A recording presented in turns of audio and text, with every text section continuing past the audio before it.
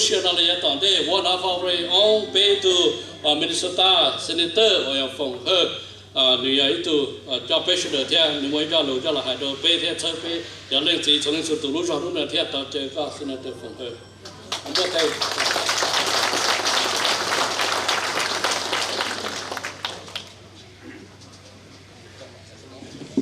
ok nhớ rồi sốt là ta cũng chỉ nhau tôn đây là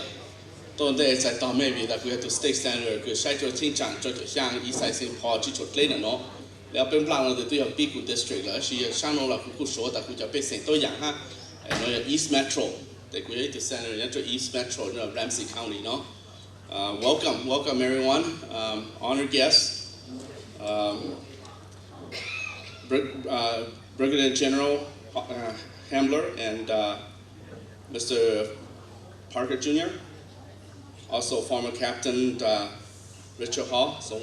welcome to the Hmong event. I supposedly be here to welcome you first, but with early obligation today, we also celebrate Hmong Freedom Day, as well as American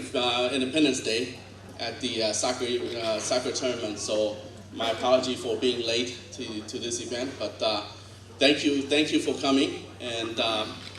you know, I really take it to heart Colonel Nyesu's word, you know, explain to us, you know,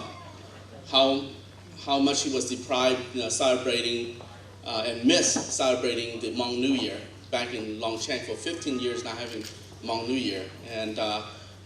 I, a son of Hmong, and I was I am a 1.5 generation. I remember, you know, all these gentlemen, you know, with the name and faces because they're my father's friend. I'm not sure if my father's here tonight. He's also an intelligent member among you, but you know, if he's not here, you know, he's with me in spirit with you. Ta cũng chỉ nhon tôn chủ mẹ nói sẽ ta cũng chỉ không, bây giờ cũng chỉ phong như, cũng khó chủ mẹ vì ta mua mẹ sẽ lấy mua bé cho nhau nó, cũng chỉ học cũng giờ mi giàu nhá cho đâu can gì cũng, giờ ít tụi mi giàu tôi lưu cháu là, yêu chúa ta mẹ, cái cứ mẹ chúa trời hay là cha.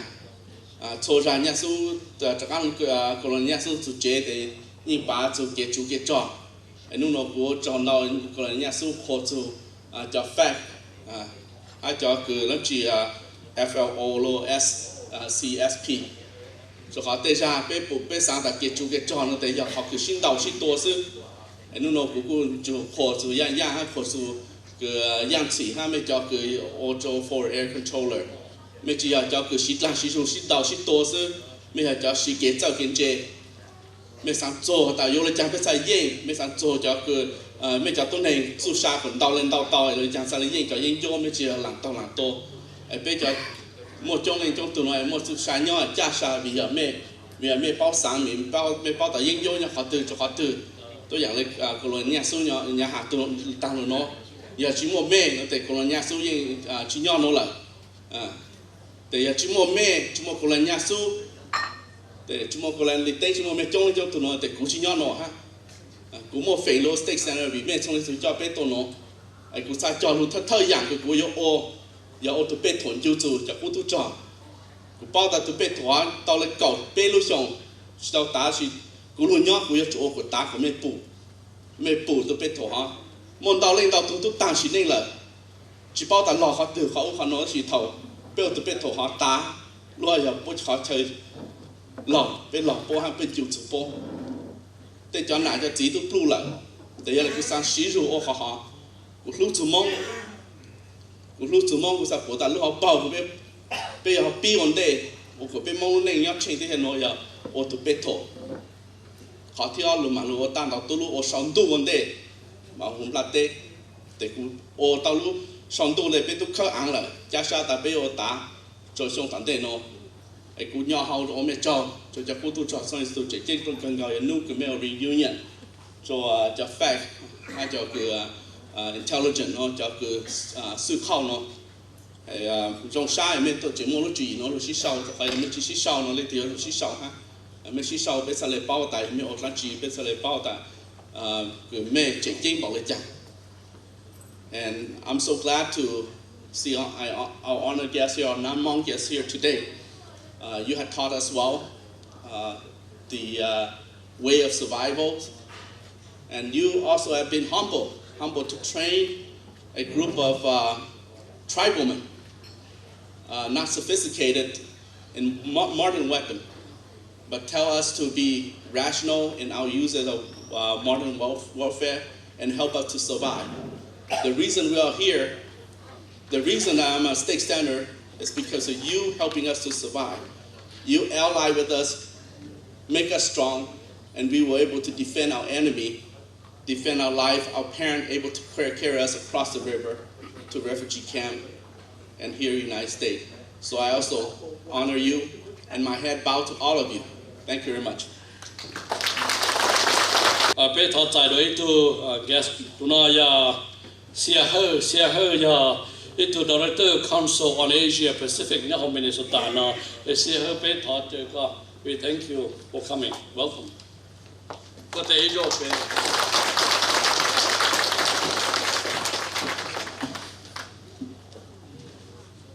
Thank you and good afternoon. As the uncle was just introducing me, my name is Sia Her, and I am the Executive Director at the Council on Asian Pacific Minnesotans. So I have the legislative mandate of my office down so that I can actually speak Hmong about it. So I'll attempt to speak Hmong. But the reason why I'm up here in front of you today is because we were all expecting the Brigadier General David Hamlar to be here, and he regrettably, at the last minute, could not be here. So before I extend his message to the audience, why don't I just go into Hmong and articulate to the elders a little bit why I'm up here instead of him. So, donate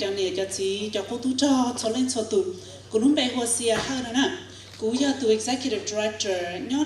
Council on Asian Pacific Minnesotans. Lu office na te jo pe sang dong yu chi bao ha de pe lu ho lu ya chi ta shi ma nyoto za dai e ka lu la Minnesota na nu mu I za dai nu ha de te no de ju chi Lu Council na lo ka ha de ka nu lo mu jo kia tu pe tu governor te pe ta legislators. Hai za te meng wo chen dang do pe dang to sha de chue sie to yo ha de lu dai lu new tho na Bây office now bây sở chế người ta bây sang Asia thầu bây bỏ tao hay thì yung bây cho chạy từ nhiều rong là bao nhiêu bát chơi cho nên nó tôi sẽ thấy chơi Asia tôi là chỉ nhiều cũng cho hậu lử một sở chế tại đây rồi nè thầu cho nó cho chữ là chỉ cũng sở chế tại đây họ thầu là cho tại đây là chỉ cũng sở chế là cho nó cho chữ là chỉ bây office do lưu ấy ba facilitate now call communication between General Hamlar Lu office tia Lu planning committee this year So basically, she had the General Hamlar. You don't know that she ma. So kids who tie on her more ya chi she her door gong chi do near Lu Zhong the mon on the top. Go had her name had the top to she and in ba she door ni sa door go that she ma. No, you know you they can be gana. Chị nó đó nó khởi event chị nó biết sẽ được lúc nào cả cũng mua nó blog khởi event họ tới rồi General Hamlar chỉ mua chỉ đầu xa gì khởi event thế sau giờ liên đó là chỉ thì tôi chỉ lưu trong nữa. So I'm gonna go into English now because that's about what I just said is the extent to which I am fluent in Hmong. And I just explained and introduced myself. The Council on Asian Pacific Minnesotans legislatively is mandated to advise the governor and the legislature on issues of importance to the Hmong community, to all of Asian Americans here in the state of Minnesota. And whenever the opportunity arises, our job is to advocate on behalf of the Asian American Pacific Islander community. So having said that, the General expresses his sincere regret in not being able to join all of you. He understands very keenly that the year 2015 marks the 40th year since the fall of Saigon and since the fall of the nation we know as Laos, and of course the beginning of the Hmong American experience. And that Hmong American experience is only possible because of the veterans in this room today. So a specific message to the veterans. Thank you so much for your sacrifices in the name of liberty, in the name of life, liberty, and the pursuit of happiness, long before you knew that America existed really well. And so in the 40th year, we remember your services and your duty to country. We honor and we celebrate the victories that you have experienced before the Hmong community arrived in the United States and here since then. And so we wish all of you well. We understand in the invitation that was sent to us that there was a very sad note in there, and the note is that our veterans, every single day that comes and goes, we see fewer and fewer of our veterans of the Southeast Asian conflict. And that, of course, brings to all of us a sincere note of sadness that this generation, that great generation in the Hmong American community is passing by. But that generation is to be commended for doing something that we often don't talk enough about, and that is that they served as the platform for what we know as the Hmong American community today. And so even as we celebrate the ending of a chapter in the story of the Hmong, in the book that is known as the Hmong story, we are also celebrating the newer generations of Americans of Hmong descent. And so we have so much to be grateful for. And with that positive note, I will end my message from the General. I was just talking with his office. And again, a sincere note to the Planning Committee that the General really had wanted to be here, but at the last minute couldn't be. So thank you so much for the invitation. Thank you to the Planning Committee for having us up here. We wish all of you well, and we hope that next year there will be another opportunity for all of us to meet again, and that in the state of health that you are in today, that next year when we do meet again, that you will be as healthy as you are today. So thank you, God bless, and happy Independence Day to all of us and to the great state of Minnesota. Thank you.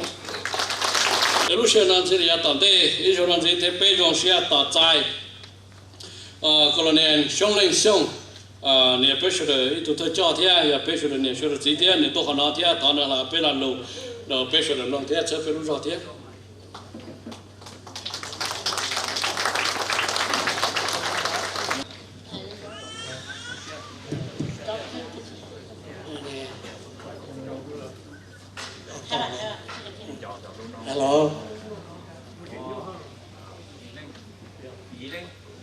Nhớ rằng ít chục phong dư sở đời chạy mong chạy America của bỏ mỏ cái tụi mình America tổ họ nó theo rồng cần gò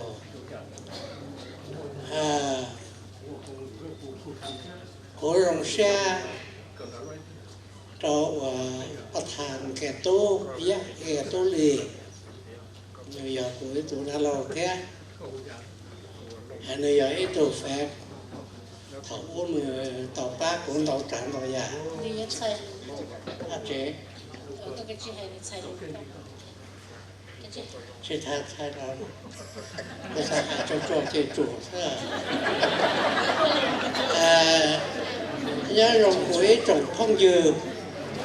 sở đời chỉ hai chợ con này là chỉ năng nó của rồng xe cần có cho chợ FAG chợ này xài chợ FAG thế chợ này xài của một chiếc hai thì giàu của cho vì đi trai của thứ hai thì giờ của chợ FAG thế chợ này xài vì nó khó thì của trò lo nó của dùng một hạt tư của rồng xe thế của trò xếp cho chợ này sai thế chợ FAG bác của thứ nó cái tu phát hành nửa với lô công trình rồi cho phê thế cho là xài số đời tôi tận chỉ hai là xài ta xem mà cho là xài có tôi không nó cũng chẳng xe để cho phê thế cho là xài đỡ tàu máu xe ba bé cho tu trò và hai tia tu trò trẻ nó là ế sa mài lợ cho nó ba bé thế lì tàu dân in rù trò lợ giữa hai sự tàu thì bé dân ta sự mà nhớ lý cho để sự tàu và bây giờ bỏ ra thì bây giờ để tỏ lỡ xa cứ ngộ thế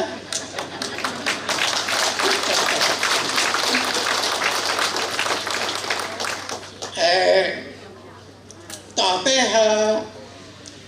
chẳng tao cho tròn luôn nó mà vì thì mua cho nó chữ America lại giờ cho ba phê là xí ra cứ ngộ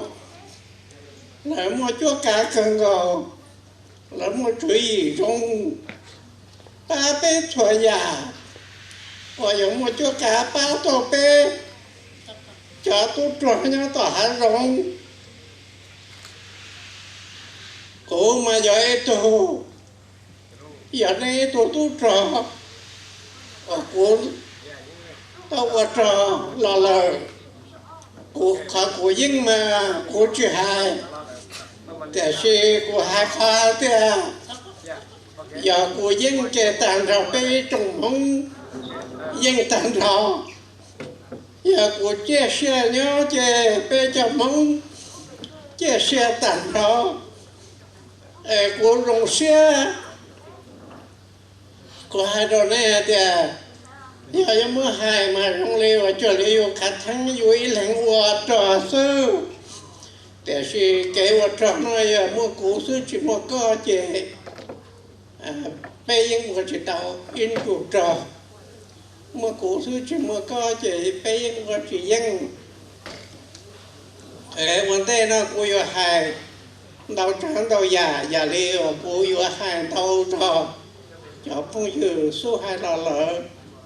vấn đề nó bỏ thì cũng mua áo tủ mua giờ cũng xã hỏi ngỡ ăn luôn về thế cũng xã hỏi toàn ngỡ tủ ý giờ còn này nhẹ su giang tủ o giờ còn này đi tăng cũng chỉ bỏ kế về chờ ta chỉ cũng nó thì tôi không nói tôi xin lời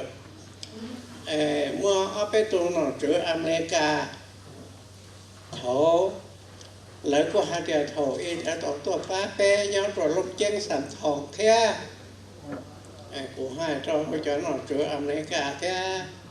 hai trò này sẽ rồi cho thông dư cho con này tốt xe thì ôm rõ trò là nó giờ nó giờ mua nó chữ America lỡ bao xe bao kỳ lỡ ba bé tàu dùng trời đi ở lỡ bao hạt đẹp bé và giả từ bé và dân mà cũng muốn chỉ xã hạt đẹp cho FAG thế cho và mai xài đó giờ cũng cho vì cha cũng thế hai lên đó của giờ ít tụ xí do và tròn sắp lờ giờ chỉ mới tụ này xài chỉ mới tụ phép là của dân chỉ cá mù tàu hát không chỉ cá mù tàu chặt rồi mua tụ phép là của bé nhỏ quá to bé chỉ to bé tè rồi như hồng tươi nhau sống tu lợ cho và này xài thế cho phép này ấy cho chẳng chắn căn hộ nhớ rồi để bây giờ mong để qua đi cha là cũng thở cả đây cho mong cho bao nhiêu tôi xe số chua ta cho tỷ và tàu này xài thế tàu và là phép cũng chẳng xe thì cho phép nữa giờ ý cho tôi rồi ngồi qua thế rồi rong trò cơ để nó lỡ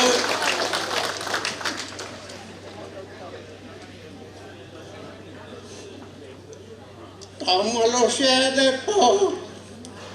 và ba tàn hờ bê trùng mông của nhá tòa chát trò lúc xe từ là xuất bệnh giờ tiền nó số tiền số phần rõ chả phải từ man rồng hồ nhá hồng tôi nhá sống trong đồ ba bé là trẻ bé rồng xe cơ rồi chả phải thế chả phải xài giờ chỉ muốn cho nó thì tôi tận đây tất cả cho bé mà bé vừa trở nó bé chỉ dân thế bé vừa sư rồi và chả và sát trộn tập bé uống chén xe thì bé sĩ toàn luận nó bé chạy cờ ta chỉ qua rồi bé dùng xe cờ thế vì lý cả thế thì ở chỗ chạy thế dùng xe vì thì cho nhà là nó chống xa bé chờ giờ mới cho là hai mà bé tụ nó to lại cổ lưng bé vừa chỉ mua tụ ba bé thịt té mà béยังtự chỉ tàu tôi rồi trong tay nó cũng chẳng xe thì bé sợ đời chỉ hay chẳng cho đa là cho lên đa sợ đời phải lưng thọ luôn tôi lúc té hay thì cả luôn tôi lúc té nó sớm một trò là cả sớm ý hai lần từ mới luôn đi tên nó thọ bỏ trẻ và thọ bé mới là xe bé chỉ tàu tuổi bé sợ đời cho đá nó nên hù đu ba chả lớn ra là nên nó hù đu ba của hai con này để thọ bé xích to thọ lon đón trong đủ lợi mà bé cho ta hạ nó mua cho đa theo cho lớn đa mà này bộ bao hoa thì thọ bé xích to sai là lợi mà của mình mà cho đa là thọ tụ tà rò cho lớn đa là lỡ thọ ba chữ ba lỡ cơ ngộ bé nhớ ok mà thồn thời mà giờ ý rượu và sai chắc lời ta sĩ thọ bé to trò tẻ lỡ cô sai cơn thế ta sĩ của cô rung xe cơn ngộ vì lý rung lý ở tụ để sĩ tỏ im lò bé tỏ lời xa câu thế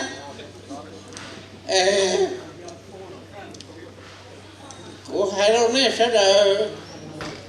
tê lù nó tê và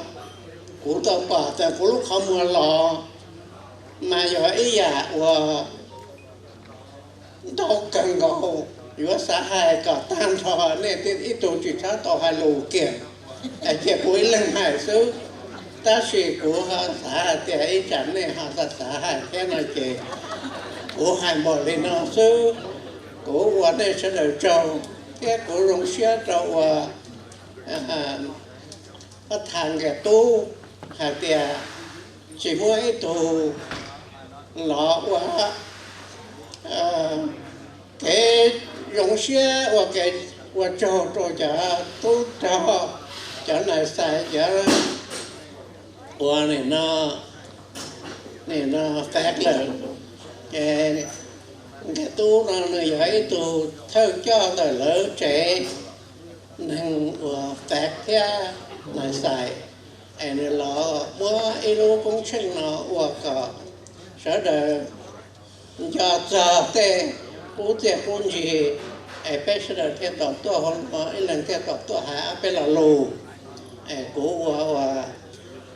người tu trò thế và đào tuổiประธานvà mua nát thi lì tập để tên nụ nó trò của xã hai kia che của hai bỏ lên nó số hành tao là thôi rồi sợ nên phần chân hàng tiệp cũng một chân lên đỡ che hai bỏ lên nó số của trò nên chẳng cô của là hai cái là lù của rong xe cần gò lì hai tiệp của tôi hai cái là lù trò cho hố tu trò cho và nài xài là tu trò cho phạt là những tu trò cho trò cái chậm mong tôi trò trong tay nó cái sở đời tôi nhớ tới chờ nó tôi nè tôi gì tôi kế tôi thành raว่าใจtrở đời tôi giờ vì mua tàn thọ chó và tú trò lô chó và FAG lô cho nó xài lỡ to muốn lên chuyện cái là tớ tí trò bé thế này tàu tua cũng hai trò này hai tiệt bé cho nó lò mua mò lờ gà chỉ chơi lờ giờ tỷ hai tiệt chỉ cho % giờ khó bé tàu và cả ba lô tê lô chờ ba và bé cho nên nhớ rồi họ và President Obama ít chán đỡ tôi của bé sẽ đợi cho khu tú trò chỉ hai ít tù hai tàn thọ cho khu tú trò lỡ rộng xe cơ ngộ và bé tôi nhớ tập nói cho xong bé cho mong nó thật bé tôi bé sẽ kể và tôi kể mua lửa hai nâng nhưng hai bé hai tiệt cho nên trùa lên mong mù chạy ở tuổi trái ta và cha bé cho mong tôi nè nó ta sĩ nó ôn lụa nó chơi ôn lụa thế nhẹ nó chơi thế cũng tổng giao thế cũng nó cho nên thầu chế bé hay thì cho nên chuẩn liền mong tôi áp chế nó ra các khó bây giờ mong là của hai thằng này sẽ là thì bé thầu tôi tới chơi nó là cả bé vừa ít tuần thành rong bé vừa ít cho nên rong bé sổ ba tu tê lôi chờ sổ ba luôn đẹp tê President Obama to qua trả đỡ to khóa bé chỉ có nước khóa thì bé to ba America là sư nước khóa thì mua bé sẽ đỡ ship ba theo tổ theo thì mua luôn đẹp tê chẳng nhớ to ba luôn tê lôi chờ là nó che cho lùa cho President America cho có tại America hai tuần là tụ chỉ trong xe mà chơi giờ tụ chỉ tàu trò họ tụ tàu trò lỡ muốn trả một quả lúc tới lúc chơi lỡ mà chọn lỡ tàu bỏ thế là thành tớ nó mà sẽ đợi ở trong xe tàn thò phát tài là tớ thành tàu hai tiệt mua bé chồng không và tàu ba America lo lời ít phải gì qua tu kẻ khác tư là chỉ bảo trừ không một tuổi khác tư là cho đây là lời do tòa trả tiền chi cho qua trâu trẻ trâu phò cho qua bỏ lúc khó trẻ khó phò là lời cho là lu cho qua chỉ bỏ lúc khó trẻ khó phò là lu hai trâu này cho không tu trò tôi không nói chỉ cho khu tu trò nó mà rồi giờ cho bắt này mình nhua cho tu chọn xài là nhưng giờ nên chỉ qua ta hà nên chỉ ở một tiền một gì là bên tôi không nói tôi ta hà nu cú rong xe cần ngầu cú lu chè cú ta chè cú hai bộ đi mang tới hai chờ hai thâu chè chừa đi hai chờ chè cú hai bộ mang tới và cái chắc là giờ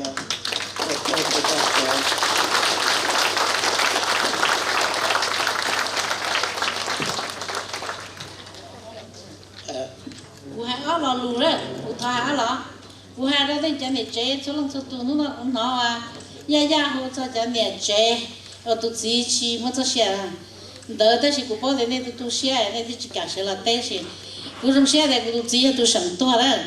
ấy nó cô đi tụi tôi tên là cô sa tên, nhưng tụi chế nên tụi xe là cô ấy, ngay tới cô là nhà ngay tới xe cô ấy tôi tụi chị sẵn to lắm, cô hai đó nên là thủ của nhân chó này cũng nói liền mua về của lại vậy của hà áp bé là lục sơ tụ phết nè bé một tòa hà trong về bé một qua tha hà là sao bé chua thì gì nè chị của tôi ý rồi phết thế hỏi như là tòa hà giờ thì bắt giờ hậu tê tê gì của tôi ý lò nó sẽ cho phết bây giờ nè Aliket anh biết không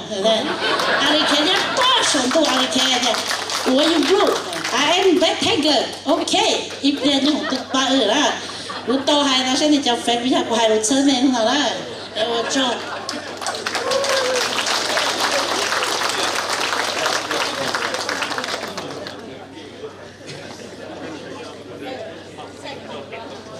I won't translate what she just said because I couldn't understand what she said. So I will do my best to summarize what Mr. XIONG, Colonel XIONG just said. To the fact that the more close operator,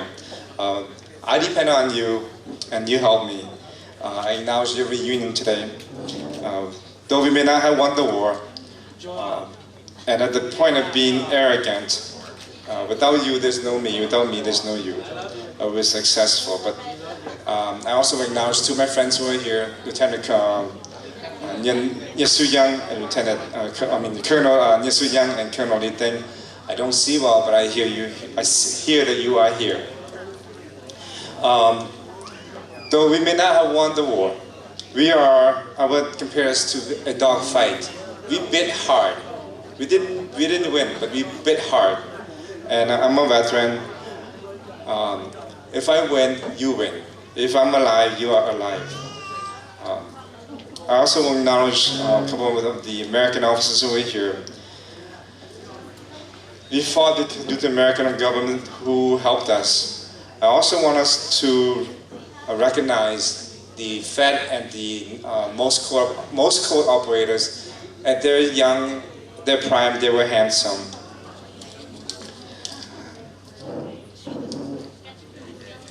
Due to them, we are here today as well. And I ask that you recognize and remember their work and dedication. Regardless of your faith, whether you are Christian or still practice the old animism,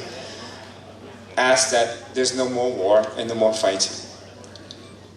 I received a letter from President Obama acknowledging us, our Hmong, and our service to the country. Some may see us as backward, and some may not appreciate us, but I ask that our community be righteous and be righteous people. Obama letter thank us Hmong, and I thank you.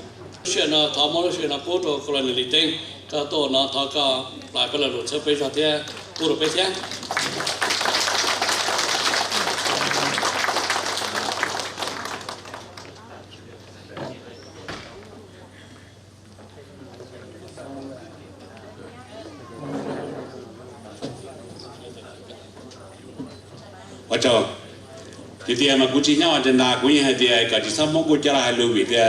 bên tôi thấy chuyện này vậy thấy kiểu mình mà giờ chỉ nhau trên đà mà sắm món cho lại lưu thì là chỉ ở nhà nào nó rất sơ hở là thế thì mày có thể coi giờ thì này cả cũng là hay cũng dễ rồi thì mà cũng tao hành thế vì thì lúc nào mà cũng họ cũng xả bao nhiêu chân thì cũng xả cả cho bây giờ nó tao này cho FAG này là lo để FAG thì case worker mà yêu chú mua cái experiment mình cả cho mong nó to thì giờ đã chỉ là gì tại vì này cả cũng là hay mà cho mình cũng to hay cái cái này to mình chỉ to cho họ nó chỉ có thể bé rồi hóa rồi thì mà nó thì người cũng thấy hay xin thì tôi thì nàyว่า ReUnion ปวดตัวปัญญาที่เงินที่โตแต่สิ่งที่คุณต้องรู้นะมาคุณเจ้ามานี่จิตเราคนนี้เราแต่นี่จิตหายใจที่เขาไม่เงินเดือนนี่ว่าจิตเตี้ยตรงนั้นthì mình chỉ có để họ chiến trị ra, nên chúng tôi lo dễ là xứ nào chỉ có chiến trị này sẽ chiến trị nó không là gì, lúc nào mà cũng tua thì nên cả có hai thì chăm bên quốc kia họ nó cho bên sản phẩm bao thì nên mua chiến trị một cha nó lấy chơi tiền, nó thì cũng tao nên là chỉ ở thì cũng hay, cho cái tí cho nhà nó để chế cho nó做古套很厉，cho nó做我搞说的国际还那道天的是嘛，关系呢，bây giờ tu trò mà nhau tu trò này bao tiền còn là gì lấy ra nữ nào hàng là nữ qua đây trả thì bây giờ tu trò chịu mà linh tử bây giờ nó tu trò một cái này mình chế cho nó tu trò sở tại trong lọc kia một cái cho cái gì thì tiền bây giờ tiền vào nhà nó zero steps cũng được phát kỳ thì nó tiền nó tàn rồi bây giờ cho trò nó mà bây muốn đồng branch chỉ cho tu trò một tu trò nữa mua nữa cho tu trò nữa我鸟大家你摸了叫 support 你摸了叫 FAG 的嘛叫啥的鸟红土个那对那嘛叫那嘛叫木巴หุ่น手鸟手都叫了多巴都叫嘛别就摸叫了看那个那到都明人鸟别都找了嘛还明了呢别叫哪都找นู่นน่ะมากุยสาม明呢อย่าแต่นี่เจอโต cho nó tu trâu như dâu ra từ này bốn mà chó con tu bò rồi tu lư cho nó giờ cho thì bao nhiêu cho bốn chỉ tí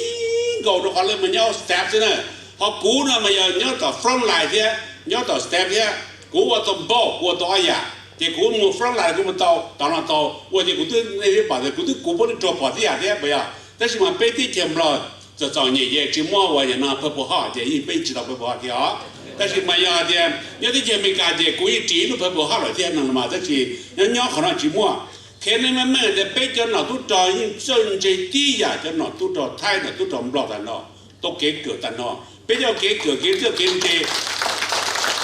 老的发迹老的他也 professor ว่าเนี่ย那看那找了他的人多看被干到的被不能个เนี่ย那个人家说的说那个ประธานกระทรวงเดียไปยังพุ่งยืนนะ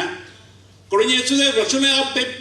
ปลดตัวเนี่ยจ่อเท่าจ่อว่ามึงการรู้ใจที่จะไทยมึงเกิด leadership พาราทรูปเปิดที่เนี่ยนะเกี่ยวกับจ่อเนี่ยนะว่า guerrilla warfare นั่นเองอย่าตัดหัวหลอกนู้นที่เกี่ยวกับเรามู่เกี่ยวกับมาไปที่แค่นี้มันไม่ได้ไปที่จิมว่าเป็นสื่อจินชายเรื่องตื้อเกี่ยวว่าจ่อโกที่จังหวัดไปที่ว่าโตไปจินชายมาอย่างนี้นออย่างแค่นี้นอกูสามารถขณะเปียก่อนเดี๋ยวเที่ยวเราไปจอดตู้จอดชายนี่เรานี่จีบเอาเดี๋ยวเป็นตัวเก๋ว่าจ่อเราเป็นม้วนเตาหยาเท่าให้เดี๋ยวว่าจ่อเดี๋ยวเป็นจอเราไปที่ลิจีกับม้วนจ่อเดี๋ยวเนี่ยนะว่าจ่ออินเตอร์เซ็ปต์เราไม่จ่อเกิดช่วยเราเนี่ยเปียจ่อเนี่ยมาเมริกาที่อินเตอร์เซ็ปต์จ่อเราไม่จ่อเกิดช่วยบุกเกิดกับตัวเดียวแล้วสิ่งที่เดี๋ยวนู่นเราเลยตัวเขาตื่นเจ๊cho là cho số cho là bề thì bây giờ tàu nó kế tàu lên tàu stop ấy nó cho ít sẽ cho bắt đầuว่าย่าลงมาตัวอย่างนั้นว่าใช่ป่ะเนาะbây giờ bây giờ mua cho nó vậy họ cho phép giờ cho hai dia mua nhỏ đại众giờ thơ mong nó bao luôn mình cả giờ cho phép vì thế Americaตัวที่เจอ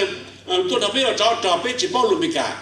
เจอ America ต้องการกับเป็นเราถ่าตัวลงยงสองตู้ที่มัวไปจะตู้ล้วนcho chân đầu như này thì phải tới nhà cho nó bây giờ tí cho nhiều cái đó từ hộ mình chán nó mua cho chân rồi cho một cờ đỡ ăn kít kia đỡ ăn kít gì là điểm đi nuôi một từ ra ăn kít hay thì yêu hồ số ari kia là cái gì mà ta bây giờ vấn đề hay yêu hari cha cricket yêu hari cha yang blue moon là chỉ là long horn thế này cho số có là hà nội cha cho một cờ gì cho nó chơi gì nó cho nó thì cho mong bóp super mình cảm thì chập lại mà thì rồi bây giờ case worker là giá trị case worker nó mới cho thìตัวต่อไปแต่หารงกรณีซื้อก็ซื้อไปจีบเอาลุมิกาอเมริกาตัวเราไม่ถ่ายจีเตาจะไปจูมั่วจอหนึ่งว่าฟื้นกับเจ้าลุมิกาตัวดอตัวอเมริกาตัวหัวเป้ตัวหนุ่มเป้เนี่ยนี่ละตัวเขาตื่นตัวนี้เขาตื่นได้จมมั่วพอจะเตะตัวเขาตื่นแต่ตัวอเมริกาตัวนั้นเสียเปรูตัวเสียหัวแต่เคสเวิร์กเกอร์เคสกับนี่ต่อตัวไม่เนาะจอเนาะมาอุลิควายปวดตายย่อแต่นี่เจอตัวกลุ่มตัวเรื่องตัวปอดจ้ะเนาะว่าจะยอมตัวนั้นผลตัวหายลูนี่ว่าได้วิปวดใจใหญ่มากกว่าที่เนาะกูตัวนู้นเนาะมากูยิ่งว่าแต่กูตัวขวานเนี่ยแต่สิมากูจริงเนาะแต่เมื่อเนี่ยตัวขวานเนี่ยแต่กูรอส่งแล้วเจย่อกูรู้ใจเลย today is Monday เจกูตัวรอขวานเนี่ยแค่เนี่ยเราไปเสียงเป้าเจจะแฟกกันนะมัวเจียมันจีตัวรู้ที่รู้เฉยดอกไปว่าจ่อจ่อเนี่ยต้องดีเท่าgiờ chỉ mới cho phép đấy chỉ mới cho tu trò chỉ mới bây giờ tu trò nó bây tí đầu giờ nhá là của đây tu cầu chỉ sống bây sư tí chồng lo sắc của đây thế chồng lo sắc của đây chỉ sư rồi giờ vì mới bây giờ tu trò có khó thế mới cho phép nó hù cho nhau sống tu đó cỏ lọ ba bây thua thế bây gì vậy, bây ta còn sống là hay bây tu mong là tu cầu tu đó này cầu tu nhá là ít tu su cầu tu này cầu tu bây giờ thì su tàu giờ chỉ mua chó nhung là ba bê số chỉ tàu mua chó nhung là cho phép là hù nhung là ba bê kia bê thì số tàu cái gì nó tí chờ liên bang còn số là hai giờ nhưng mà hai bê gì tí chờ vì thì bê bây giờ thì có thể bê gì tí chờ nên sắp bao bê giờ nó bê gì mà bê giờ nó tốt tròn này vì cho con hàng nữa nó tốt tròn lên bê khác là mà bê bao thành politics bao thành economic bao số giả thật đó bây giờ thế chờ bậc hơn này nè tao có thể yên lớn tua bây giờ cầu chi trong này nó chỉ mà bây giờ tua yên bây sai nhiều hồ tê kìa chăm bây giờ nó lớn tì cái nó system chia lớn mua đủ lớn mua được strategy chia à chứ chỉ sau khi tòa tiền negotiation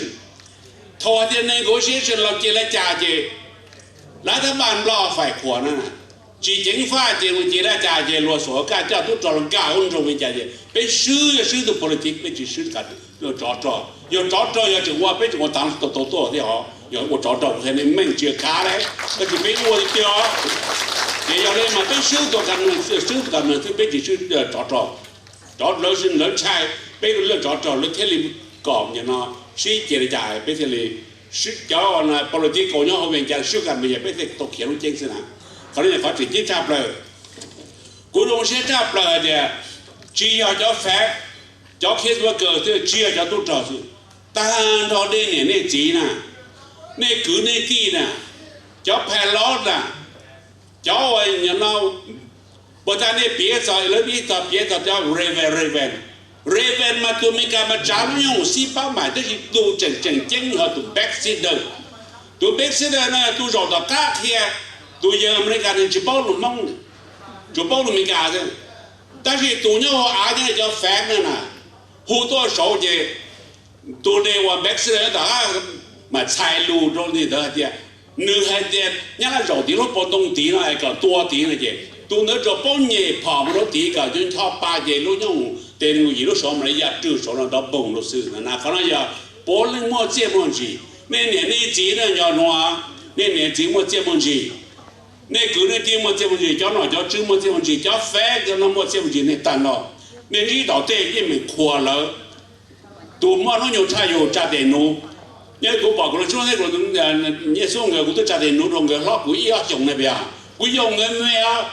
เพราะยี่ห้อจงไปสั่งร้อยอย่างไปพวกเนี่ยโฟกัสเนี่ยที่อย่างแต่สิมันเงินมันน้องยงกูจะนู้กันเนี่ยไปวันนี้เนี่ยจะเกเรสเปกยัยขอไปอยู่เนี่ยโตเกี่ยมือเดมาอย่างนี้นะมาขอสุดท้ายมันก็แค่นี้เนาะให้เดียแต่สิ่งนั้นตัวตอนที่จะนั่นนี่น่าจงน่าหูน่าที่ชอบดูเจ็บโลกจงโดนก็โดนเยอะวิริยะ because ที่จะย้อนนอจะย้อนเนี่ยจะนี่แล้วที่จะหน่อจะชื่อจะตู้จอที่จะย้อนแฝงนะตัวมั่วจะมั่วชาปุถุเฉยตาจึงตัวชอบลาตัวได้แปซิฟิกนะตัวตัวที่จะมีกันก่อนนี่ที่ไปเฉยตัวจุธานะตัวนอกตัวโหดจบปลาลุกยอมอะไรยอมก้มละมองเราเนี่ยนี่จีได้คือนี่ตีละก้มละมองเราเนี่ยจอกุ้งตู้จอยอลินามันเท่งชักแขนไปจับตัวที่มองยอดที่จะมีกันที่จะได้เกิดเนี่ยตัวรอดตรงนั้นถ้าสินสมนอกกับลูกปลาเราลอดจอยอจูเกี่ยลูกปลาลังกีวันอย่างเราจุยเอลูกปลาเราลอดเลยปลาเราลอดจุยชอบลอดนี่ชอบลอดหมอซื้อเป๊ะจะเจ๋งช่วยจะไม่เห็นต่อข้าจะจ่อเนี่ยว่าถั่วเป๊ะสิตัวเป๊ะตัวเลยจ่อแล้วต่อข้าแล้วจะจ่อเนี่ยเป๊ะจัวก็ตัวลูกเต็งจีบอกเกย์เราจ่อไม่ว่าจะจ่อเนี่ยได้จะตัวใจเกย์ยืดเพ่งจะตัวมันเดโมคราซีเขาเลยอย่าเป๊ะลูกหน้าที่ว่าเป๊ะตัวนี้ได้เจมิกาลูก opportunity น่ะอย่าเป๊ะลูกเลยลูกได้เจมิกาอย่าเป๊ะลูกเลยเป๊ะสิทธิในอเมริกันเป๊ะมั่ว responsibility ตัวลูกได้เขียนเนาะเป๊ะมั่ว responsibility เราเป๊ะจะเนี่ยจีน่าต่อข้าอย่าลืมมาเป๊ะจีน่าสาจ่อเนี่ยเดียเป๊ะแต่ตอนเราช่วยจ่อเนี่ยมันอย่าลืมนะมากูเทหาตรงนี้เดียเกย์น่าเราเกย์สาเกย์กูเราเกย์สาลูกจ่อเนี่ยเดียจ่อตัวตรงเรายิ่งลูกจ่อเนี่ยยิ่งมาป้าจ่อเนี่ยนู้นเราเป๊ะตัวเราโตโตอย่าวิ่งมั่วเป๊ะตัวไหนพวกเราบอกอย่าตัวเดียจ่อเป๊ะจ่อเกย์เดียตัวจ่อเป๊ะยังตีหัวจ่อเป๊ะเดียตรงเราตอนนี้ฉันจะช่วยเป๊ะเหรอท่านพวกเราบอกเป็นบ่เดียขวดท่านพวกเราบอกเดีย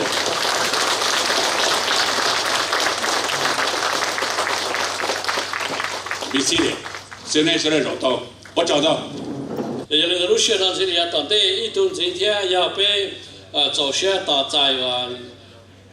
Captain Richard Hall former USAF หรือยาอิตัวว่าเนี่ยนะ Sky Radar pilot from 1968 to 1969 they provide support during the loss of Nakhang Lima Site 36 he also was a helping during the pilot T-28 Lilu when he got shut down. So let's welcome Captain Richard. My Hmong brothers and sisters, thank you for being here. welcome to America, belatedly, huh? Welcome to freedom. And enjoy freedom. You earned it. For all you younger folks out there, you're surrounded by more courage and bravery than you can possibly imagine. Some of the men around you have done magnificent, wonderful things. We enjoyed working with you. And I speak for every one of the 75 pilots that were stationed with me in that Phanom. I just want to tell about 2 or 3 war stories and I'll give up the microphone. But trust me. Very briefly, our job was to support all of you fellows and help. And while most of us monitored Air America Common 119.1, and if we were in the area, we'd be happy to help. Now where this occurred, Jimmy Beggerly and I were coming home one night from a strike up north at about 1 o'clock in the morning or so. So it was about 2:30 in the morning or so, something like that. We were coming home. We were going by Lima Site 36. And they called us up and said, bad guys have cut the wire and all the claymores are turned around. Can you help us? Well, I called Jimmy and said, what do you got? He said, well, I have 2 flares and a ham sandwich. Okay, that's more than I've got. So we went down and Jimmy put down 1 flare. And the forward air controller told us over the radio, all movement has ceased around the fence. There's nobody moving. And the next thing he said, can you stay? Well, sure, we'll stay. Where else are we going to go? So we stayed there until sunrise. And that night, Lima Site 36 got a good night's sleep. And we felt like we'd done something because he called us up and he said, you guys can leave, you go home now. He said, they were there because the wires were cut and the claymores turned around. He said, we had to confirm that in daylight. But they were there and they were prepared to attack. But with us circling overhead, they didn't dare attack. Made me feel good. At least they got a good night's sleep. The other event was right there at Lima Site 36. Were any of you guys at 36? Doc, thank you. Thank you. Thank you, each one. During the worst of it at 36, before we lost the site, I had a flight of 4 F-4s, wall-to-wall cluster bomb units. And we took out the entire east prong of that attack. The squad went in there later to reconnoiter and they said there was nothing in that valley but bits and pieces. And had we known at that time that there was more to that attack going on, everything was compartmentalized and we couldn't know. So if somebody had told us, we would have done more to help. And for that I apologize. We did the best we could with what we had at that time. Another one, losing Li Lu was a terrible day. It was right by Xinguang, and actually a little west of Xinguang. And somebody fired a red flare, which was typical, I think, of a loss, combat loss. And we really didn't understand what that was until the Fort Air Controller called us. I think it was one of the Ravens. And we went back in there and tried to get the gun that got Li Lu. And I'm not sure if we did or not. My regrets. The one thing that stays with me forever is your voices over the radio and your help. And we did our level best to help you. And I'm glad you're here. I'm glad you're free. I'm glad you got out. To all you young folks back there, remember these folks. They're amazing heroes.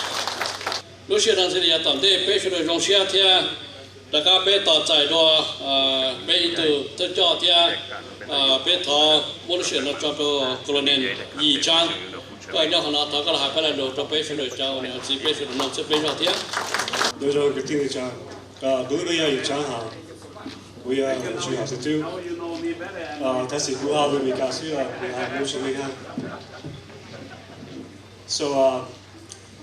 I was not prepared to give a speech, so I'm not waiting this. But as you all know, this will not be a Hmong event without going long and additional speakers. So I just have a few words to say. 40 years ago was a long time ago. I was 6. I don't remember much about Laos, but what I am a product of you people here. The veterans who fought in the Civil War. I have the opportunities that I have because of you. I was able to attend West Point, and I have the honor and privilege of wearing the rank of colonel in the U.S. Army. But only that's possible because of your sacrifices. A few years ago, Tom Brokaw coined the greatest generation about the World War II vets. But in my opinion, the veterans here, you are the Hmong's greatest generation.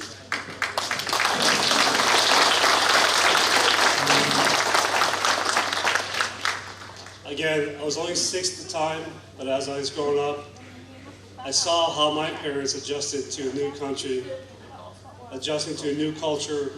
So your bravery and your courage that you left behind your country to start a new life here. To this day, I am amazed at the courage of my parents and your parents, your uncles, your fathers, mothers, your family, the opportunities that they gave you and their sacrifices. Please do not ever forget that. President Coolidge once said, "The nation that forgets its defenders will soon be forgotten."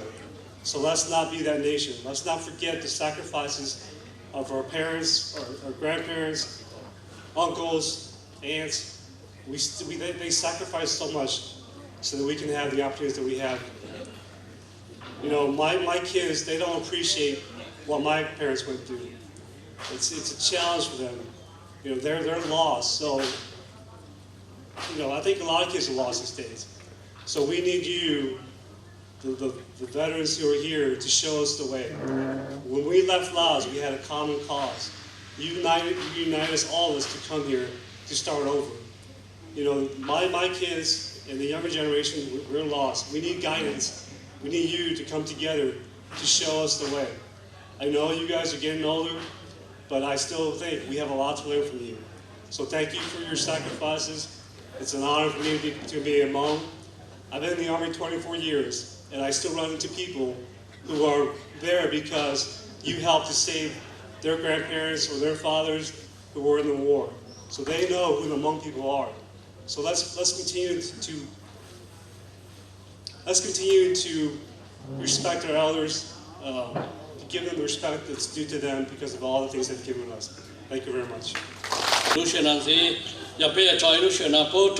Major XIONG ก็老还不能录多背，这背到这不能背交流之间。我叫那当年用这里出头，我要干嘛当教养，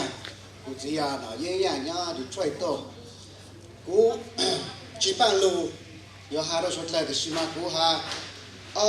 背呀，我啥share 都没，做路我啥还要我教呢，我教都没得了，我教都没，那就土不动都没搞没动了，用下更高嘞，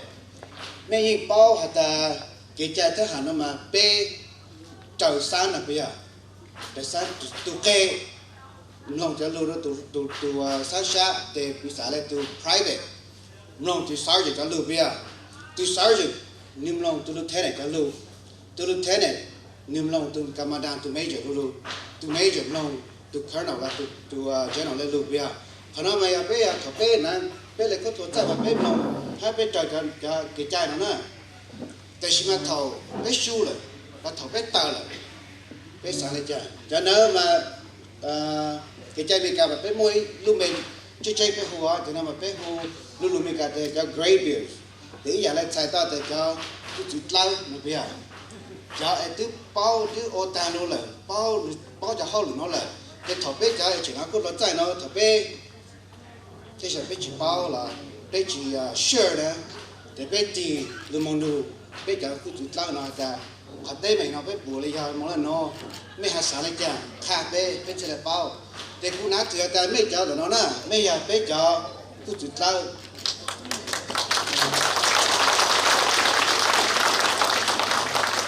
bây giờ nó mày tông một cảnh đời xa tao tới chân đời cho một lúc bây giờ tao cần gọi là để xem mà bây giờ có số giờ bây giờ có tiền luôn nữa mẹ hạt thằng nó biết khổ kế là mẹ phá bê mẹ khá bê cái mẹ bù rong lên cha bê chơi lên thì nó là bê chơi lên mông tàu nó bê chơi lên ô tàu nó rong lo để bé cho em nó cũng chạy tới nó là bé nó chỉ mấy cần gọi nó sai mấy bố mấy mà bé hình dung ra của bé hình dung hạt ta giờ mua mấy cà phê bé chơi một tàu nó để ô tất cả hạt lô ô mấy số lên số tụ trâu nó sai cần gọi này